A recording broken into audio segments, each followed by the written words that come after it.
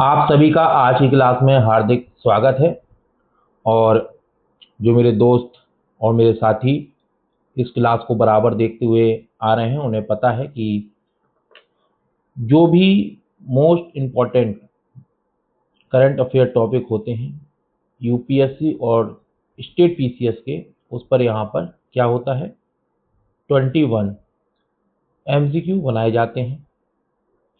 और इसमें the Hindu, Press Information Bureau, Indian Express, Down to Earth, All India Radio, सारे जो स्टैंडर्ड सोर्सेज हैं उनको शामिल किया जाता है। उन्हीं से चीज़ें यहाँ आपके सामने प्रस्तुत की जाती हैं।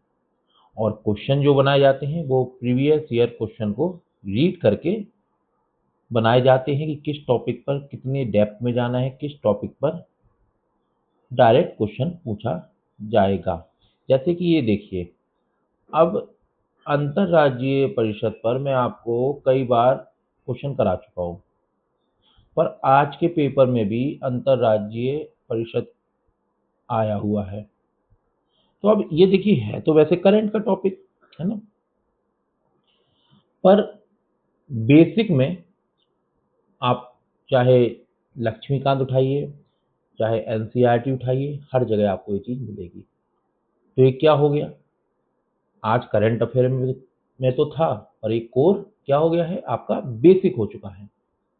तो यूपीएससी, अब देखिए आप इसे जब एग्जाम में आएगा, या करंट का मान लीजिए या बेसिक का मान लीजिए, मैं तो बेसिक का ही मानूंगा। तो यूपीएससी और स्टेट पीसीएस यही करते हैं कि जो करंट में चीज आ रही है वो देखते हैं, कोर इसका बेसिक एनसीईआरटी चीजों से लिंक करके, मिक्स करके, जिस तरीके से क्वेश्चन आप मेरी क्लास में अभ्यास रोज करेंगे तो आप देखेंगे कि आपके अंदर परिवर्तन आ जाएगा। किसी भी क्लास को शुरू करने से पहले मैं 3 चीजें बताता हूँ एमसीक्यू के लिए, कि किस चीज़ों का ध्यान रखकर आपको आगे बढ़ना चाहिए। पहले तो कथन गलत और सही क्या हमसे पूछा गया है, इसका स्पष्टीकरण आपको होना चाहिए, वो आपको यहाँ मिलेगा। ठीक है, या तो दूसरा, कथन पर 100% की श्योरिटी होनी चाहिए कि कथन गलत है या कथन सही है।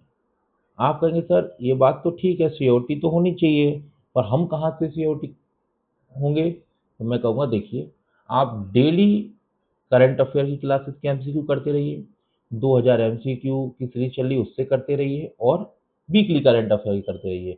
फिर आप देखेंगे कि 2 से 3 महीने फॉलो करिए इस चीज़ को, आपके पास कितनी 100% श्योरिटी आ जाएगी, आप खुद समझ जाएंगे इस बात को। तीसरा, देखिए, चाहे यूपीएससी हो, यूपीएससी ज़्यादा है, स्टेट पीसीएस को मैं थोड़ा सा कम कहूँगा। इसमें शब्दों का गेम होने लगा है, साइकोलॉजी, मतलब पूर्णतः, पूरी तरह, केवल, है ना, इस तरीके से जो शब्द होते हैं वो 90% केसेस में आपके गलत होंगे, 10% केस में सही होंगे।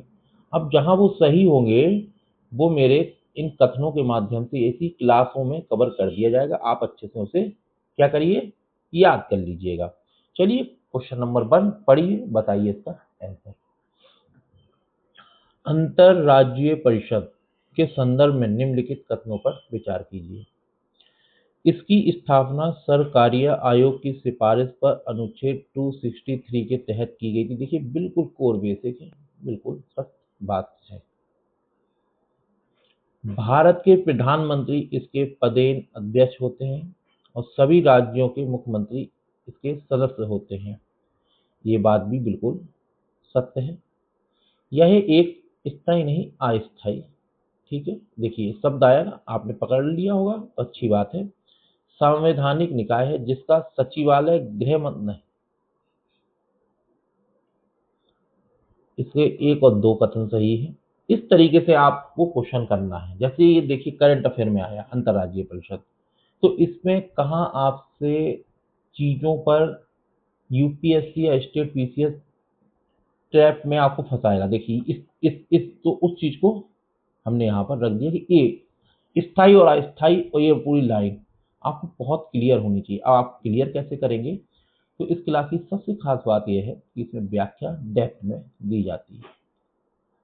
आप मेरे टेलीग्राम ग्रुप से जरूर जुड़ जाएं। टेलीग्राम ग्रुप का लिंक मेरा चैनल पे आप क्लिक करेंगे, डिस्क्रिप्शन बॉक्स में देखेंगे तो आपको डिस्क्रिप्शन बॉक्स में आपको मिल जाएगा मेरा टेलीग्राम का लिंक। ठीक है। अनुच्छेद 263, अगर आवाज़ थोड़ी क्लियर नहीं आ रही हो तो आज के लिए मैं माफ़ी चाहूँगा, क्योंकि गले में थोड़ी सी खराश है और तबीयत भी थोड़ी सी डाउन है, इस वजह से हो सकता है। पर हाँ, पढ़ाने में और मेहनत में कोई कमी नहीं होगी आपके।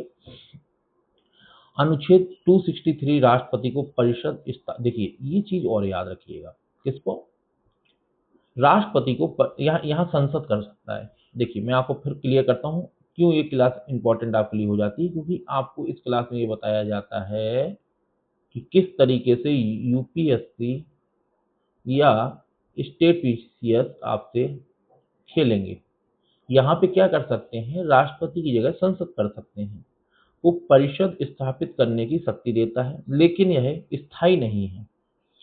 इसे राष्ट्रपति की इच्छा पर, देखिए यहाँ पर संसद कर सकता है कि संसद की इच्छा पर, तो राष्ट्रपति की इच्छा पर गठित किया जाता है। हालांकि 1990 से यह अस्तित्व में है, अभी तक है अस्तित्व में। इसका सचिवालय अंतरराज्यीय परिषद सचिवालय गृह मंत्रालय के तहत है। ठीक है, लेकिन अध्यक्ष प्रधानमंत्री होते हैं। अब देखिए आपने, जैसे आज के करंट अफेयर में अंतरराज्यीय परिषद था, आपने उस पे एक क्या कर लिया,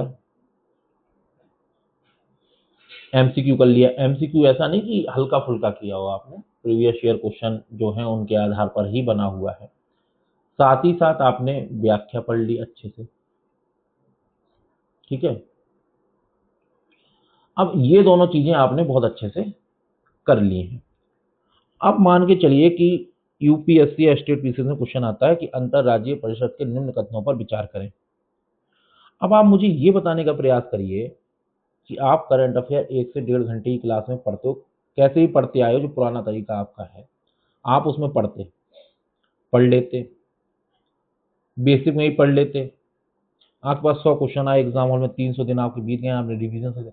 अगर यहाँ शब्दों में गेम खेलना शुरू किया होता यूपीएससी ने, क्या आप इस चीज को टैकल कर लेते? बस इस क्लास में यही स्मार्ट अप्रोच है कि आपका क्वेश्चन कहीं से गलत नहीं होगा, 360 डिग्री टॉपिक पर नॉलेज दी जाए। क्वेश्चन नंबर 2 आपकी स्क्रीन पर, बताइए इसका आंसर। डिजिटल रुपया, सेंट्रल बैंक डिजिटल करेंसी, कितनी बार मैं पढ़ा चुका हूँ कि विधिक निविदा है ना, लीगल टेंडर है, सब कुछ बता चुका हूँ बहुत अच्छे से। अब आप लोग बताइए मुझे, मैं उम्मीद करता हूँ ये क्वेश्चन गलत नहीं करेंगे, आज के समाचार पत्रों में भी था। यह आरबीआई द्वारा जारी एक सॉवरेन करेंसी है जो केंद्रीय बैंक की बैलेंस शीट पर लायबिलिटी मतलब देयता के रूप में दिखाई देती है। ये बात 100% सत्य है। डिजिटल रुपया धारक को बैंक जमा की तरह इस पर ब्याज प्राप्त करने का अधिकार है नहीं। इसे बिना इंटरनेट के भी लेन देन के लिए उपयोग किया जा सकता है। ये वाली बिल्कुल लाइन याद रखना। ये लाइन मैंने इस एमसीक्यू में ये लाइन क्या की है, न्यू ऐड की है। ये लाइन जो पुराने करंट अफेयर में पढ़ाता रहूं उसकी ऐड की है कि आपको बार बार इस चीज को मैं पढ़ाऊंगा तो आपको नॉलेज होती जाएगी, आप चीजों को भूलेंगे नहीं। ठीक है, टॉपिक तो वही है, बार बार न्यूज़पेपर में आएंगे, चीजों में आएंगे, तो उनको नए तरीके से पेश करना है। ई रुपया नगद का डिजिटल अवतार है। क्योंकि हम भौतिक की नकदी पर ब्याज नहीं पाते, इसलिए डिजिटल रुपया पर कोई ब्याज नहीं मिलता। आरबीआई ने हाल ही में इसकी ऑफलाइन क्षमता का सफल परीक्षण किया ताकि दूर दराज के क्षेत्रों में इसका उपयोग हो सके। क्वेश्चन नंबर 3 आपकी स्क्रीन पर, जियोग्राफी से मैपिंग का क्वेश्चन है, आज के न्यूज में ये रहा है, बताइए इसका आंसर। काला सागर की भौगोलिक स्थिति के संदर्भ में हमको सही बताना है। इसकी सीमाएं रूस, यूक्रेन, जॉर्जिया, ईरान। बताइए क्या गलती है इसमें? यह है बॉस्फोरस जल डमरू मध्य के माध्यम से, यह है बॉस्फोरस जल डमरू मध्य के माध्यम से मरमरा सागर से जुड़ा है। हाँ। क्रीमिया प्रायद्वीप इसके उत्तरी भाग में स्थित है। देखिए पहला कथन गलत है और दूसरा और तीसरा सही है। पर आप कहेंगे सर आपने तो कह दिया पहला कथन गलत है, पर हमको तो समझ में नहीं आ रहा कहाँ गलती है। तो मैं कहूँगा कोई आवश्यकता नहीं, यहाँ देखिए आप।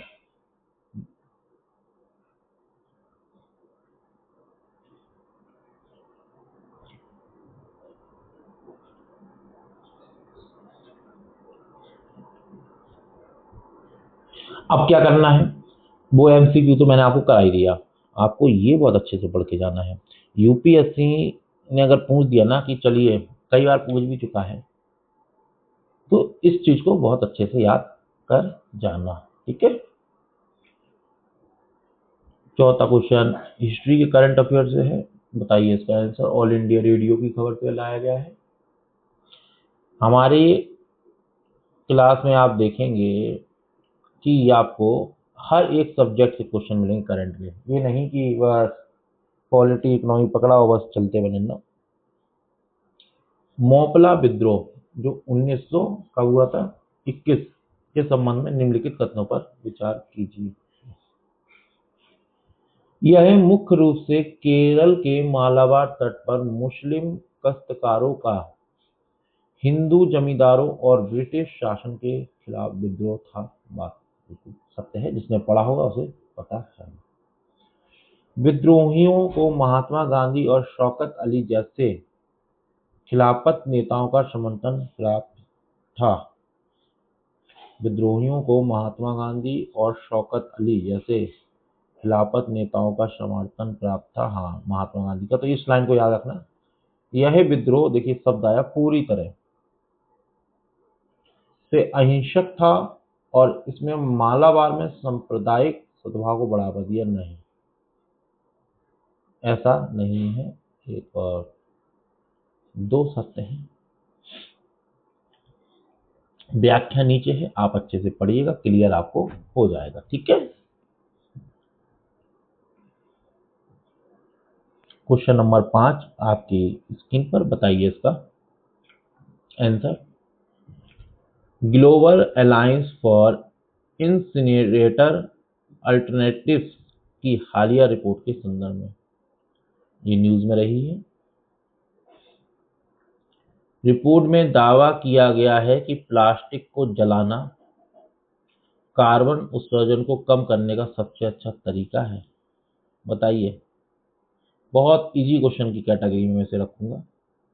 दिखने में डिफिकल्ट लगेगा, ऐसे ही यूपीएससी करता है, कुछ क्वेश्चन दिखने में आपको डिफिकल्ट लगेंगे पर एक्चुअल में वो क्वेश्चन होते बहुत इजी हैं। अब जैसे मेरे पास दो कथन बचे हैं तो मैं तीसरा पढ़ लेता हूँ। भस्मीकरण से निकलने वाली राख में जहरीले डाई ऑक्सीजन और भारी धातुएं होती हैं। बताइए। आप अगर इन्वायरमेंट को बहुत ध्यान से पढ़े होंगे तो उसमें आपने बेसिक में भस्मीकरण जरूर पढ़ा होगा। बताइए। बिल्कुल सत्य बात है और ये एनसीटी आरटी की में आपके दे रखी है। अब तीसरा कथन तो मेरा सही हो गया। एक बार दूसरे को निहारते हैं। यह शून्य कचरा प्रणालियों के माध्यम से चक्रीय अर्थव्यवस्था का समर्थन करती है। बिल्कुल। 2 और 3 बिल्कुल सत्य कथन है। ठीक है। चलिए, बाकी आप व्याख्या को क्वेश्चन के नीचे मैंने दे रखा है, अच्छे से पढ़िएगा। बताइए साइंस एंड टेक्नोलॉजी जो जीएस थर्ड पेपर है आपका, क्वांटम कंप्यूटर आपको उसमें दे रखा है। मैं कई बार पढ़ा भी चुका हूँ क्वांटम कंप्यूटर के विषय में, पर यहाँ क्वांटम डॉट्स के विषय में पूछा गया है, करंट में था, तो इसकी नॉलेज अच्छे से ले लीजिए कि क्वांटम डॉट्स के बारे में निम्नलिखित कथनों पर विचार करें। ये नैनोमीटर आकार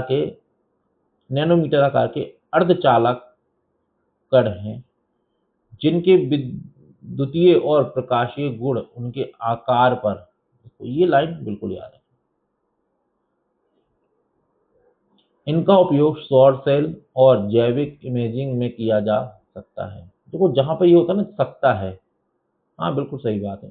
छोटे आकार के डॉट्स नीले प्रकाश का उत्सर्जन करते हैं जबकि बड़े डॉट्स लाल। देखो अब ये क्या करेगा आपको, ये कर देगा इधर और ये कर देगा इधर, और इस चीज का याद रखना है ना कि बड़े जो है वो लाल, छोटे जो है वो नीले, और तीनों ही बातें बिल्कुल सत्य है।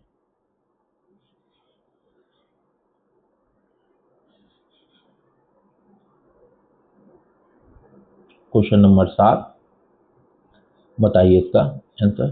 कार्बन कैप्चर और स्टोरेज तकनीक, कई बार पढ़ा चुका हूँ, गलती मत करना। यह जीवाश्म ईंधन आधारित बिजली संयंत्रों से CO2 को पकड़कर उसे वायुमंडल में जाने से रोकती है। बताइए।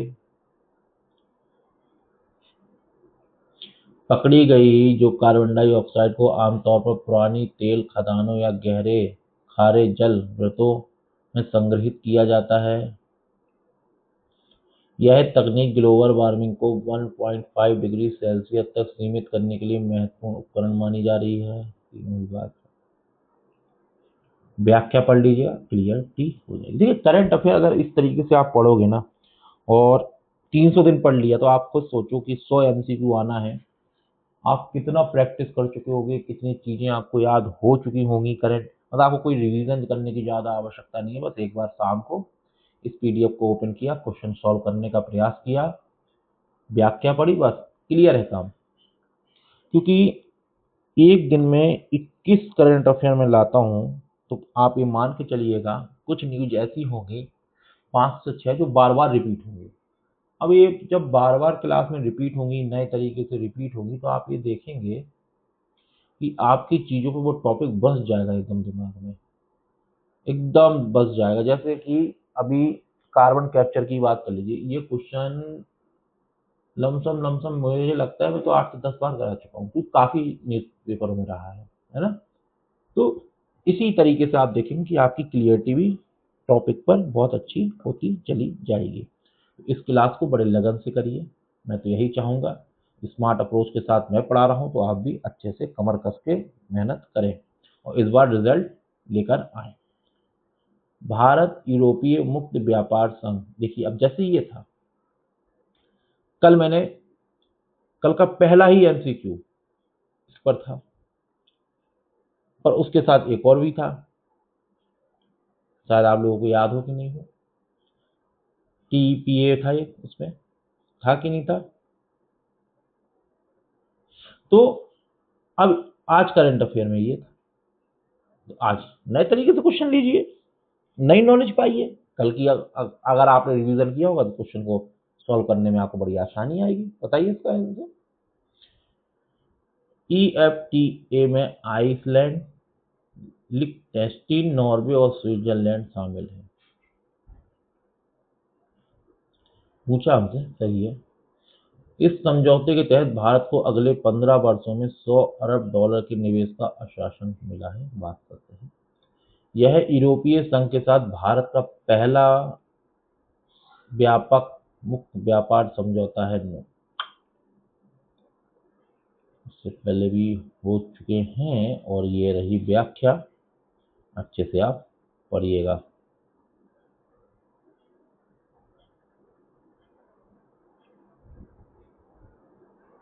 ठीक है। Question number 9, scheme of the day. प्रधानमंत्री विश्वकर्मा योजना के संदर्भ में आज ये स्कीम थी, और आपके लिए बहुत ही इंपॉर्टेंट है। बहुत पहले भी देखिए, मैं आपसे बार बार कह रहा हूँ, डेली करंट अफेयर में 5 से 6 टॉपिक ऐसे हैं जो बार बार रिपीट होंगे। अब ये विश्वकर्मा योजना मेरे हिसाब से मैंने 20 से 21 दिन पहले पढ़ाई हुई थी, और आज भी करंट अफेयर में है।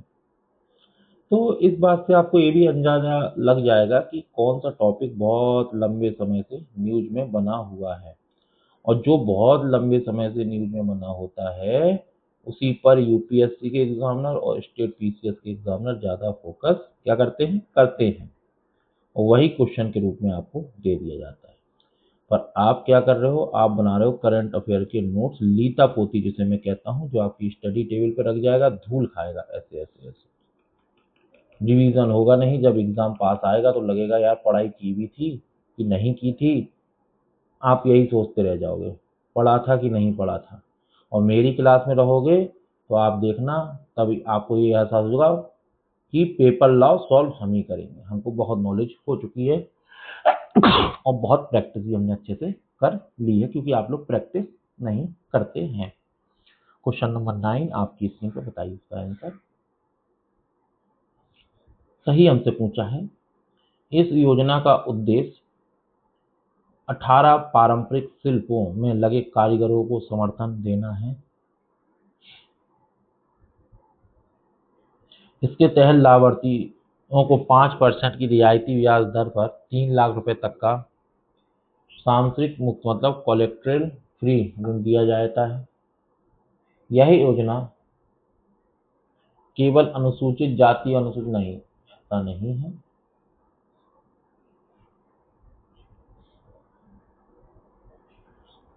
क्वेश्चन नंबर, देखिए व्याख्या जरूर पढ़ा करिए आप लोग, है ना। क्वेश्चन नंबर 10 आपकी स्क्रीन पर, बताइए इसका answer. Report state of India environment report 2026 के प्रमुख निष्कर्षों पर विचार करना है। कौन सा कथन सही है, बताइए। देखिए इस क्लास में आपको स्कीम, हिस्ट्री, पॉलिटी, इकोनॉमिक सब ऑल मतलब रिपोर्ट, जैसे यूपीएससी सब पूछता है ना, मिक्स सब मिलेगा आपको। भारत में पिछले वर्ष की तुलना में अत्यधिक चरम मौसमी घटनाओं की आवृत्ति में गिरावट आई है, बढ़ोतरी हुई है, गिरावट नहीं आई है।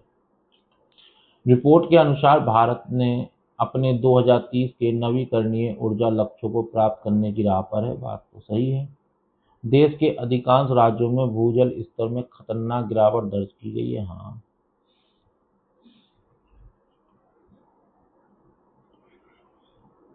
व्याख्या जरूर पढ़िएगा, फिर मैं कह रहा हूँ, है ना।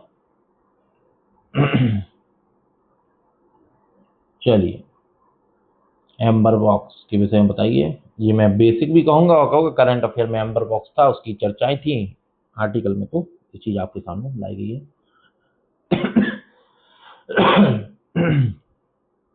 वर्ल्ड ट्रेड ऑर्गेनाइजेशन के एम्बर बॉक्स सब्सिडी के संदर्भ में बताना है क्या सही है। इसमें वे सब्सिडी शामिल हैं जो व्यापार को क्या करती हैं, विकृत कर सकती हैं। भारत के न्यूनतम समर्थन मूल्य को एम्बर बॉक्स सब्सिडी माना जाता है। विकसित देशों के लिए इसकी सीमा उनके कुल कृषि, ये इसी के चक्कर में था, एमएसपी के चक्कर में न्यूज में है। अब देखिए तीसरा क्यों गलत है, यहाँ पे आपको दे रखा है कि विकसित देशों के लिए सीमा 5% है, जबकि विकासशील देशों के लिए 10% है, इसलिए कथन 3 गलत है। चलिए क्वेश्चन नंबर 12, सिंधु जल संधि जो 1960 के तहत नदियों के बंटवारे पर विचार करिए। ये भी कई बार आ चुका है, पर इसमें थोड़ा सा डेप्थ में इस बार क्वेश्चन बनाया गया। भारत को पूर्वी नदियां जैसे रावी, ब्यास और सतलज का अनन्य उपयोग अधिकार प्राप्त है।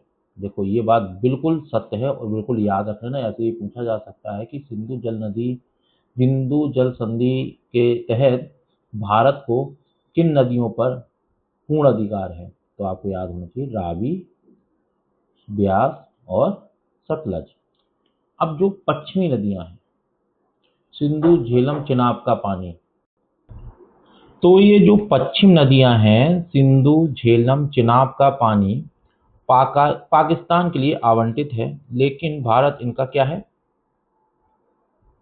सीमित उपयोग कर सकता है। अब देखिए इस तरीके से भी क्वेश्चन बनवाया जा सकता है या बना सकता है एग्जामिनर कि सिंधु जल संधि में ब्यास सतलज का सीमित उपयोग भारत करेगा, तो आपको नहीं, ये पूर्ण करेगा। तो इस तरीके से थोड़े से इन फैक्टों को अच्छे से याद रखना, क्वेश्चन कहीं से भी आपको ऊपर नीचे किया जा सकता है।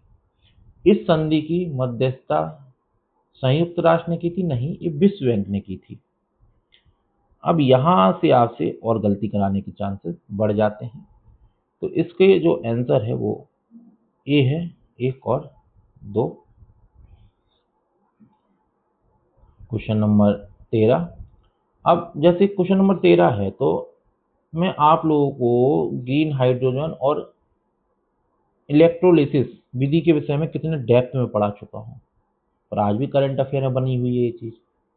तो इसी तरीके से आप चीज़ें रिवाइज होती चली जाएंगी आपकी, बार बार वो टॉपिक आएंगे तो आपका दिमाग और क्लियर होता चला जाएगा उस टॉपिक के ऊपर। साथ ही साथ व्याख्या, तभी तो मैं कहता हूँ प्रैक्टिस करते जाओ, सच बता रहा हूँ, लगातार प्रैक्टिस कर लो 5 से 6 महीने, आप खुद अपने अंदर परिवर्तन देखना, प्रीवियस ईयर क्वेश्चन पेपर उठा लेना और सॉल्व करने बैठ जाना, रिजल्ट बहुत अच्छा आएगा आपका। ठीक है, क्वेश्चन नंबर 13 आपकी स्क्रीन पर। यह सौर या पवन ऊर्जा जैसी नवीकरणीय ऊर्जा का उपयोग करके जल के इलेक्ट्रोलिसिस द्वारा बनाई जाती है, पढ़ाया हुआ है।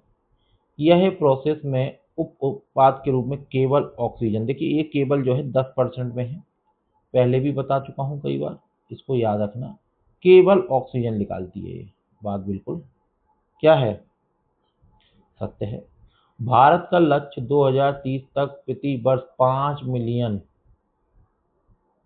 मीट्रिक टन ग्रीन हाइड्रोजन, अब यहाँ 10 कर सकता है ना, 2 कर सकता है, इस चीज को याद रखना है।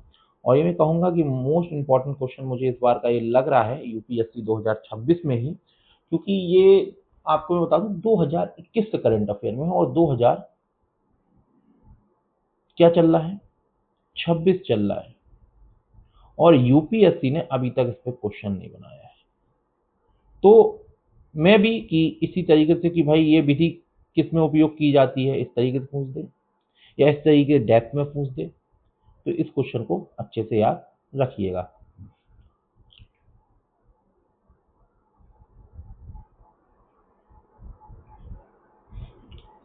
क्वेश्चन नंबर 14 आपकी स्क्रीन पर, बताइए इसका आंसर।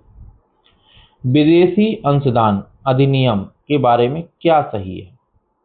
यह अधिनियम वित्त मंत्रालय द्वारा प्रशासित किया जाता है। कोई भी एनजीओ विदेशी धन प्राप्त करने के लिए एफसीआर में पंजीकरण के बिना पात्र नहीं है, ये बात सत्य है। पंजीकरण की वैधता देखो यहाँ 10 वर्ष कर सकता है, इसको याद रखना, ये बात सत्य है। अब मंत्रालय भी एक बार आप लोग देख लीजिए, क्लियर आपको हो जाए, और ये मैं पहले भी पढ़ा चुका हूं, तो गलती तो आपको वैसे भी नहीं करनी थी। क्वेश्चन नंबर 15 बहुत ज्यादा न्यूज में इस बार रहा है, मोस्ट इंपॉर्टेंट टॉपिक मुझे ये भी लग रहा है, क्योंकि चलिए यहाँ कथन है इसलिए अभी नहीं बताऊंगा, पहले आप क्वेश्चन करिए फिर बताता हूँ। समान नागरिक संहिता, इसमें मैंने डायरेक्ट क्वेश्चन काफी लाया था, पर इस बार मैंने सबको एक में ही शामिल किया है। यह संविधान के अनुच्छेद 44 राज्य की नीति निर्देशक तत्व के अंतर्गत आता है, बात बिल्कुल सत्य है। यह व्यक्तिगत कानून, शादी, तलाक, विरासत को सभी नागरिकों के लिए समान बनाने का प्रयास करता है, बात सत्य है। उत्तराखंड यूसीसी को लागू करने वाला स्वतंत्र भारत का, देखिए ये लाइन बिल्कुल याद रखना, हाल ही में करंट अफेयर में इसी वजह से रहा है कि उत्तराखंड भारत का पहला यूसीसी को लागू करने वाला स्वतंत्र भारत का पहला राज्य बन चुका है। ठीक है, अब जो गोवा में लागू थी वो अपना जो पुर्तगालीज थे उनके समय से ही था, है ना, देखो गोवा में पुर्तगाली के समय से ही यूसीसी है, लेकिन स्वतंत्र भारत में किसने, उत्तराखंड। गलती मत करना, अगर मेरी क्लास में अच्छे से पढ़ाई की है, बता रहा हूँ, तो एग्जामिनर आपको छोटी छोटी बातों से ही गुमराह करेगा। क्वेश्चन नंबर 16, लुपिन मिशन जो हाल ही में खबरों में था, क्या है बताइए? यह इसरो और नासा का एक संयुक्त मंगल मिशन है। इसका उद्देश्य चंद्रमा के दक्षिणी ध्रुव पर जल बर्फ की उपस्थिति का जांच करना है। इसमें एक लैंडर और एक रोवर शामिल है। क्वेश्चन नंबर ये देखिए, ठीक है, नासा हर जगह सही नहीं होता है, हाँ आपसे डायरेक्टली पूछ सकता है कि भाई लुपिन मिशन किन दो, तो आपको याद रखना जापान, है ना, भूलना नहीं तो बोल रहा हूं। क्वेश्चन नंबर 17 आपकी स्क्रीन पर, बताइए इसका आंसर। कार्बन सीमा समायोजन तंत्र कई बार पढ़ा चुका हूं, बताइए, गलत मत कर देना। यह यूरोपीय संघ की एक नीति है जो उच्च कार्बन उत्सर्जन वाले आयातित उत्पादों पर कर लगाती है। इसका उद्देश्य यूरोपीय उद्योगों को उन देशों से प्रतिस्पर्धा करने में मदद करना है जहां पर्यावरण कानून कम सख्त हैं। ठीक है, भारत ने इसका नहीं विरोध किया है, समर्थन कहाँ करा है, कई बार पढ़ा चुका हूं, व्याख्या पढ़िएगा। क्वेश्चन नंबर 18,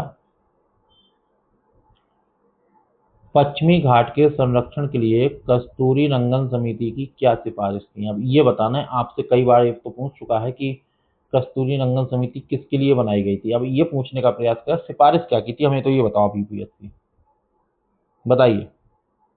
थोड़ा सा डेप्थ में जाने के प्रयास किया गया है। पूरे पश्चिमी घाट को पारिस्थितिकी रूप से संवेदनशील नहीं, देखो पूरा नहीं, केवल 37% क्षेत्र को, हाँ ये केवल 10% में है, गलत मत मांगना, केवल सोच के कि केवल है तो गलत होगा, ये बात बिल्कुल सत्य है। खनन और प्रदूषणकारी उद्योगों पर पूर्ण प्रतिबंध लगाए जाए, ये पूर्ण प्रतिबंध भी 10% में है, इसको भी याद रखना। तो देखिए, मैंने आपसे एक वादा किया था कि जो 90% केस में तो गलत होते हैं वो सब, पर 10% केस में सत्य होते हैं, जहां सत्य होंगे मेरी क्लास के द्वारा उनको पूरा कर दिया जाएगा, और देखिए हो भी रहे हैं। ठीक है, चलिए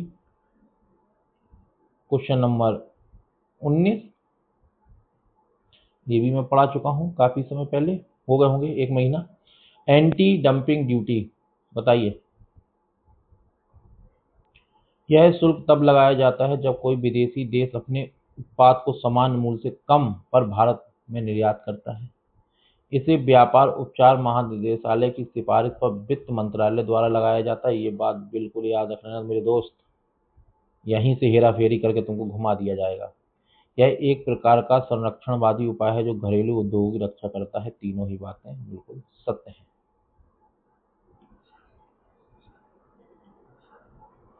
ये यूपीएससी ऑलरेडी पूछ चुका है, तब इसको थोड़ा सा नए तरीके से बनाए हैं। करंट में था open network for digital commerce का मुख्य उद्देश्य क्या है। ई कॉमर्स बाजार को कुछ बड़े खिलाड़ियों जैसे अमेजन, फ्लिपकार्ट के प्रभुत्व से मुक्त कराना,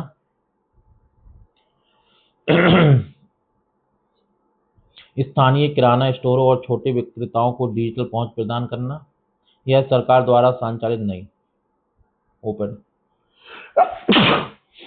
सॉरी, इसका बी ऑप्शन बिल्कुल सत्य है।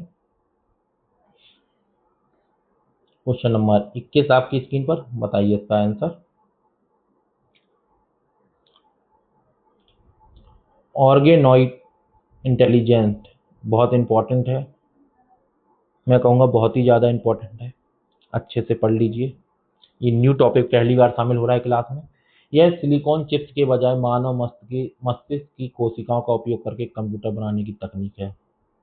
ऑर्गेनाइड इंटेलिजेंस, यह पारंपरिक एआई की तुलना में बहुत कम ऊर्जा खर्च करती है, अधिक कर सकता है ना। यह तंत्रिका तंत्र से जुड़ी बीमारियों के शोध में क्रांतिकारी साबित हो सकती है। तीनों ही बिल्कुल सत्य हैं, और यहाँ पे कम की जगह अधिक कर सकता है। ये आज की डेट का करंट अफेयर का मोस्ट इम्पॉर्टेंट, अगर आप कहोगे कि एक बताइए कोई एक, तो ये मोस्ट इम्पॉर्टेंट टॉपिक रहा है। अब ये स्मार्ट अप्रोच आपको पसंद आ रही है तो लाइक करिएगा, शेयर करिएगा, कमेंट जरूर करिएगा, मुझे पता होना चाहिए कौन से बच्चे देख रहे हैं इस क्लास को अच्छे से, है ना। और अधिक से अधिक अपने दोस्तों के पास टेलीग्राम, इंस्टाग्राम, फेसबुक पे भेजिए, जैसा कि मैं अपनी पिछली क्लासों में आपको बता चुका हूँ। जितना अधिक आप लोगों का सहयोग रहेगा, जितने जल्दी ये चैनल ग्रोथ करेगा, है ना, सब्सक्राइबर जितने तेज़ी से बढ़ाएंगे आप लोग, उतने ही जल्दी इसमें और टीचर्स को जोड़ा जाएगा, जो CSET और 10 ऑप्शनल सब्जेक्ट स्टार्ट किए जाएंगे। ठीक है, धन्यवाद।